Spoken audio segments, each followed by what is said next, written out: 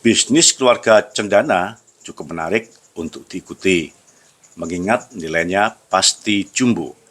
Setelah berhasil melistingkan PT GTS Internasional, emiten dengan kode GTSI pada tahun 2021 dan PT Humpus Maritim Indonesia, emiten dengan kode HUMI pada tahun 2023, saat ini Mas Tommy kembali masuk pasar modal melalui putranya, Dharma Mangkuluhur Hutomo, dengan rencana melistingkan PT Intra Golf Link Resort, emiten dengan kode GOLF, GOLF.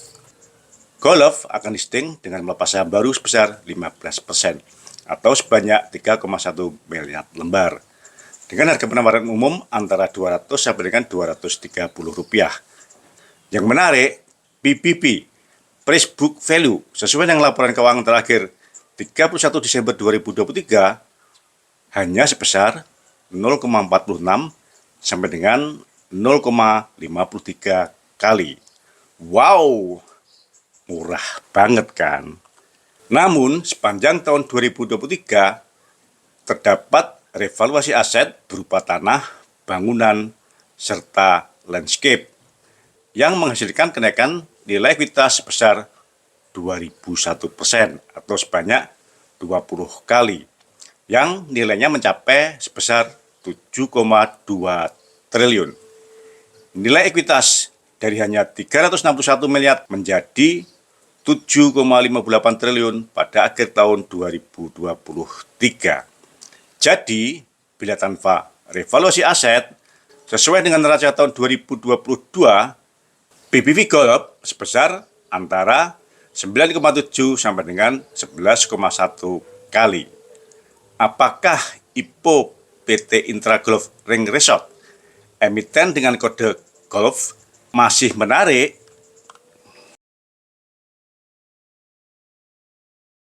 Selamat datang di Investor Level C.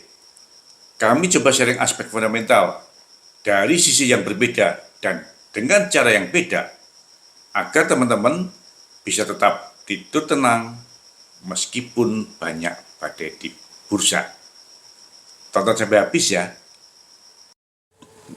Semangat sehat teman-teman investor level C, investor yang fokus pada karakter pemegang saham pengendali. Ada kabar baik apa hari ini? Bisnis keluarga Cendana cukup menarik untuk diikuti, apalagi bila akan menjadi bisnis keluarga Cendana generasi kedua yang perdana listing dan dalam sektor yang berbeda dibandingkan dengan bisnis yang telah listing saat ini, yang umumnya selalu terkait dengan bisnis bahan bakar. Meskipun penerima manfaat akhir PMA-nya sama-sama Tommy Soeharto, namun GOLF ada dalam kelompok holding yang berbeda dengan perusahaan-perusahaan Tommy Soeharto yang telah listing, diantaranya dengan emiten-emiten dengan kode HITS, GTSI, dan HUMI. GOLF yang akan ditangani oleh Dharma Mangkuluhur Hutomo masuk dalam kelompok holding Humpus Land. Saat ini, GOLF mempunyai 3 anak perusahaan. Yang pertama, NKG, PT New Kuta Golf and Ocean View, dengan kepemilikan saham GOLF sebesar 99,99%. Saat ini, 46,80% pendapatan GOLF diperoleh dari NKG. Yang kedua, SGU, PT Sentul Golf Utama, dengan kepemilikan saham GOLF 99,99%. Saat ini, 51,80% pendapatan GOLF diperoleh dari SGU. Dan yang ketiga, BGR, PT Belitung Golf and Resort, dengan kepemilikan saham GOLF 48,07%. Sampai saat ini, BGR belum memberikan kontribusi pendapatan terhadap GOLF. Dengan demikian, sumber pendapatan GOLF saat ini berasal dari 2 anak perusahaan ini ditambah dengan usaha yang dikelola sendiri oleh GOLF dengan kontribusi kurang dari 2%. Jadi, rincian pendapatan dari real estate dan restoran dalam laporan keuangan rugi dan labanya diperoleh secara tidak langsung melalui 2 anak perusahaan di atas, yaitu PT New Kuta Golf dan PT Sentul Golf Utama. Dari perkiraan perolehan dana hasil IPO, PT Golf Link Resort, calon emiten dan kode golf yang minimal sebesar 620 miliar sesuai dengan prospektusnya, 87,53% atau 543 miliar akan digunakan untuk menyuntik modal kepada anak perusahaan NKG, New Kuta Golf and Ocean View, yang akan digunakan untuk pembangunan hotel bintang 6. 5,34% atau 33 miliar akan digunakan untuk menyuntik modal anak perusahaan SGU, PT Sentul Golf Utama, yang akan digunakan untuk modal kerja, dan 7,13% atau 44 miliar akan digunakan sebagai modal kerja sendiri oleh perseroan. Nah, sesuai dengan prospektusnya, ada 3 catatan yang perlu teman-teman pertimbangkan dan dipahami sebelum mengkolek saham golf. Yang pertama, dari 3 lapangan golf yang dimiliki saat ini, sumber pendapatan golf diperoleh dari 2 lapangan dengan proporsi yang relatif seimbang, yaitu dari lapangan golf yang dikelola oleh PT New Kuta Golf atau NKG dan PT Sentul Golf Utama atau SGU. Dengan rata-rata penjualan selama 3 tahun terakhir sebesar 121 miliar dan rata-rata pertumbuhannya mencapai 56%. Wow, cukup besar juga nih. Yang kedua, meskipun sepanjang tahun 2023 penjualannya hanya sebesar 178 miliar, namun golf mampu membukukan keuntungan sebesar 7,16 triliun. Karena keuntungan ini lebih dari 93%-nya diperoleh dari hasil revaluasi aset. Sesuai dengan laporan keuangannya, revaluasi atau kenaikan aset tersebut didapat dari kenaikan tanah, kenaikan bangunan, dan kenaikan nilai landscape. Untuk mengetahui lebih detail aset di mana yang mengalami kenaikan tersebut, saya cek dari prospektusnya.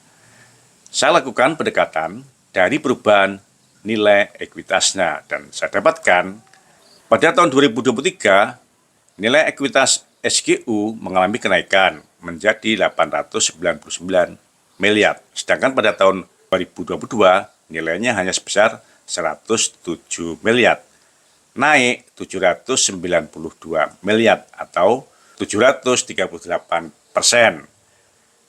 NKG pada tahun 2023 ekuitasnya mencapai 6,14 triliun, sedangkan pada tahun 2022 hanya sebesar 149 miliar. Dengan demikian, sepanjang tahun 2023, NKG mengalami kenaikan ekuitas sebesar 6 triliun atau 4.017%. Lalu, saya perkirakan nilai ekuitas per meter persegi. Karena merupakan nilai lapangan golf, maka aset yang terbesar adalah tanah, sedangkan bangunan persentasenya pasti lebih kecil. Saya bandingkan nilai ekuitas dengan luas tanah yang dimiliki oleh masing-masing entitas, dan saya dapatkan SGU mempunyai luas 94 hektar, sehingga ekuitas per meter persegi tahun 2023 mencapai Rp956.754. Pada tahun 2022, ekuitas per meter persegi SGU hanya sebesar Rp114.136, naik 838%. NKG mempunyai luas 85 hektar. Ekuitasnya per meter pada tahun 2023 mencapai Rp7.230.421. Sedangkan pada tahun 2022, nilai ekuitas per meter persegi dari NKG hanya sebesar Rp175.625 atau sepanjang tahun 2023 ekuitas per meter persegi NKG mengalami kenaikan sebesar 4.117%. Apakah nilai ekuitas per meter persegi ini yang kurang lebih sama dengan nilai tanah per meter persegi termasuk cukup wajar? Silahkan teman-teman cek lokasi, cek bangunan, serta landscape-nya, dan kasih komen ya. Yang ketiga, underwriter dan kualitas prospektusnya. Dengan nilai emisi saham yang mencapai lebih dari 600 miliar, Golf dikawal oleh 4 underwriter yang cukup ternama, diantaranya Trimegah Sekuritas, Semesta Indovest Sekuritas, Samuel Sekuritas, dan KB Valburi Sekuritas. Hal ini wajar karena tujuan perolehan dana hasil IPO Golf adalah untuk membangun hotel bintang 6. Padahal usaha saat ini yang telah ada adalah lapangan golf.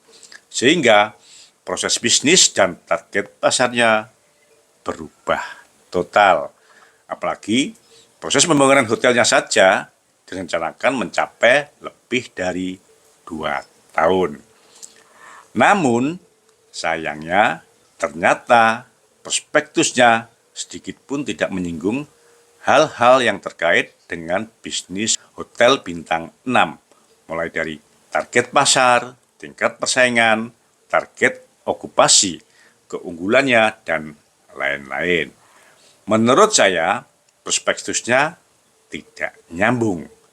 Mau investasi di hotel bintang 6, namun yang dikupas hanya lapangan golf. Studi kelayakan sama sekali tidak ada. Nah, menurut saya, prospektusnya tidak lebih baik apabila dibandingkan dengan proposal dari anak-anak SMK sekolah menengah kejuruan dalam merencanakan usaha. Lalu, kalau sudah seperti ini, siapa yang harusnya bertanggung jawab? Bagaimana dengan konsultan dan underwriternya? Betapa kasihan Dharma Mangkuluhur Utomo yang telah membayar mahal mereka. Apakah prospektus golf akan disetujui oleh OJK untuk listing? Teman-teman, kasih komen dan semangat sehat. Terima kasih telah menonton. Jangan lupa kasih komen agar channel Investor Level C selalu lebih berkualitas. Dan jangan lupa sharing agar teman-teman lainnya bisa mendapatkan manfaat dari channel Investor Level C. Terima kasih.